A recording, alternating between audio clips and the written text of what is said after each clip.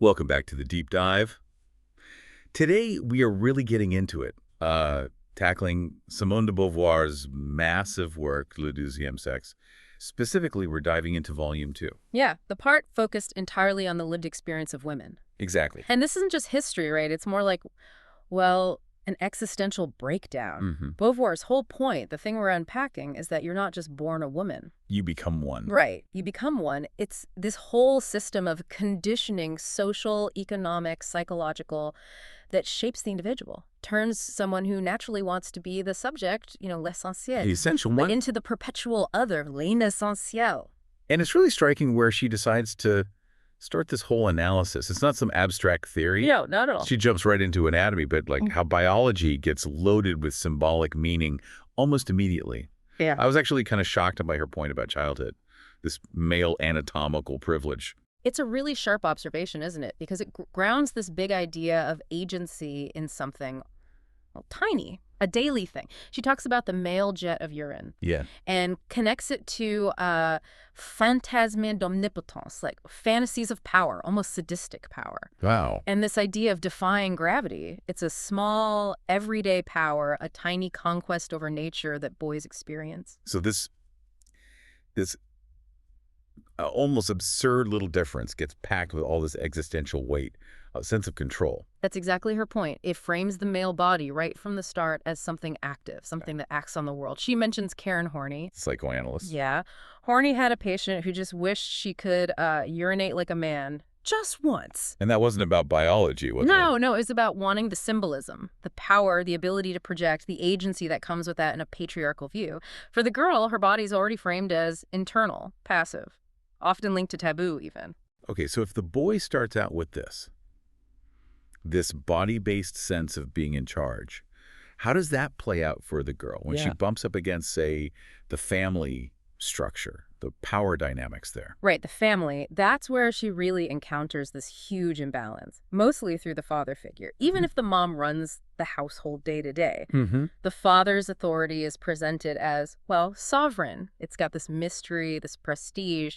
He's the link to the outside world. The adventurous, immense, difficult, and marvelous world, as she puts it. Exactly. He's the connection to all that. You mentioned Beauvoir calls him transcendence even. Yeah. God. Yeah. Is that just about him being the breadwinner, or is it something deeper, like symbolic? Oh, it's much more symbolic. It's not just about providing. He represents the idea of action, of making things happen, changing your situation, connecting to the universal. Okay. And the girl figures out pretty quickly, okay, my destiny is to be a woman, like mom, stuck in immanence, not like dad, the sovereign one. A boy might fight his dad, rivalry. But the girl... She submits with this kind of impudent admiration, helpless admiration, just waiting for his approval, his validation. So Beauvoir flips the script on the Electra complex. It's not just Freudian desire. Right. It's more like giving up. Yeah.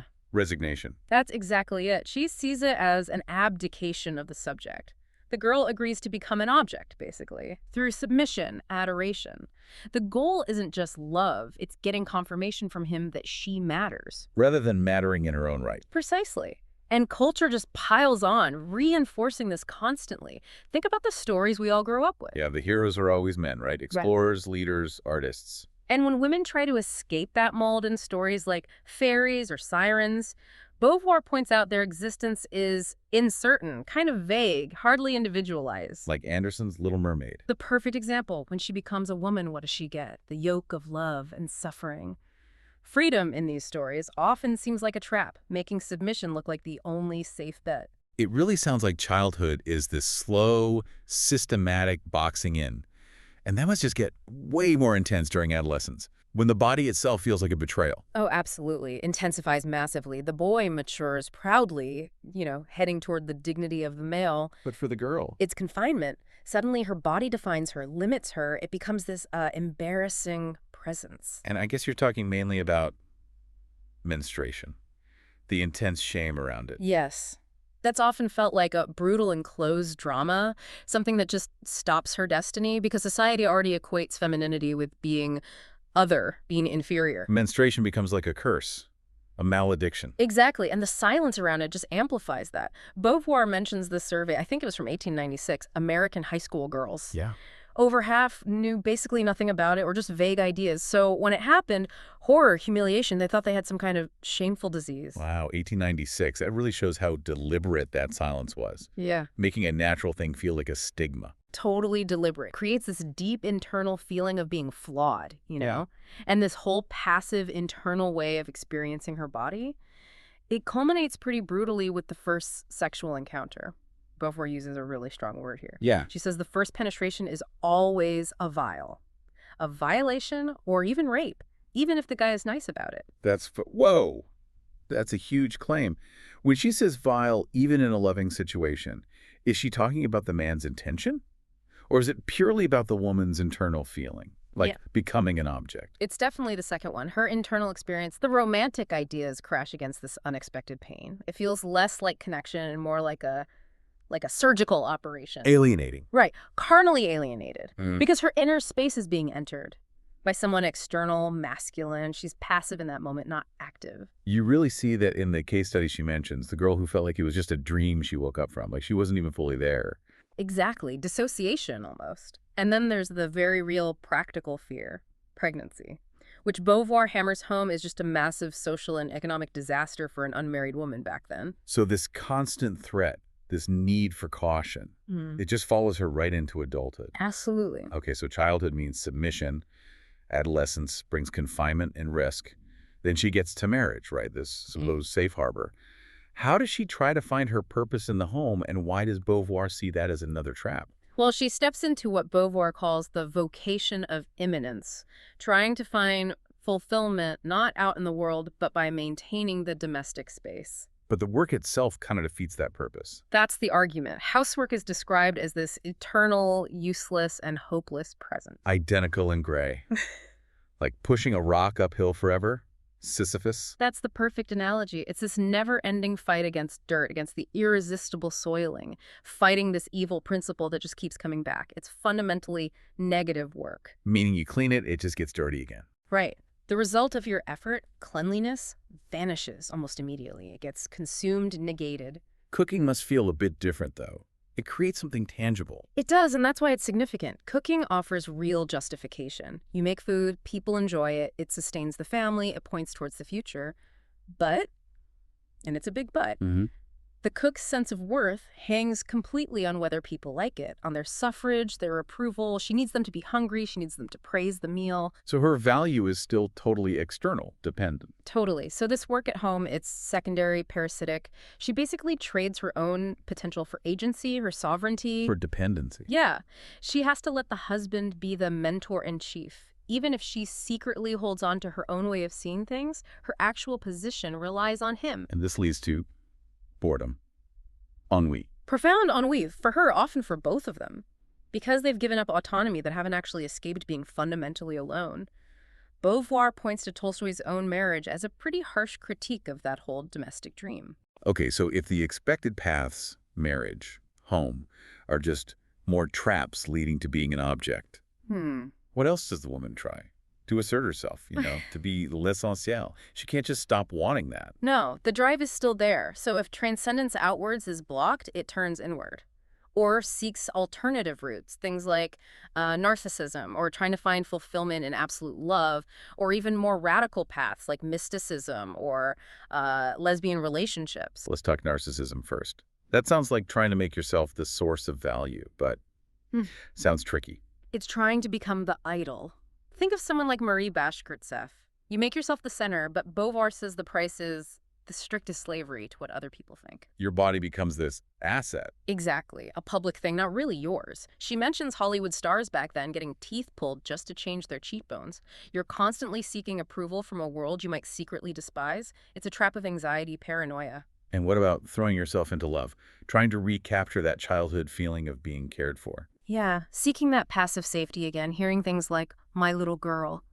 But when love becomes absolute, this total self-donation, The woman becomes, as Beauvoir puts it, an indefinite weight. Like Juliet Drouet saying, I wait for you like a squirrel in a cage. What a line, right? You stop being an active person, and if that love disappears, you're just annihilated because there's nothing left of your own autonomous self.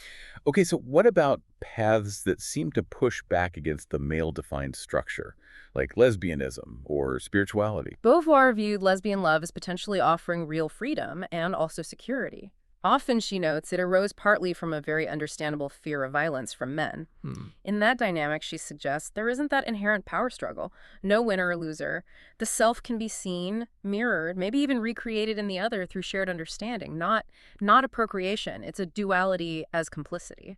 Interesting. And then the turn to God, the mystical path. Right. For women already sort of conditioned to live on their knees, expecting things from a male God, a male heaven, it's maybe a natural step to redirect that need for absolute love towards the divine. And Beauvoir has a specific take on the focus on Christ. Yeah, she suggests that contemplating the crucified God who is passive, wounded, suffering, lets the woman identify with that humiliation, maybe even fulfill certain sadomasochistic impulses. But it's not always just passive identification, is it? No, it's complex. While some might seek refuge there, that same intense faith could become a source of real strength.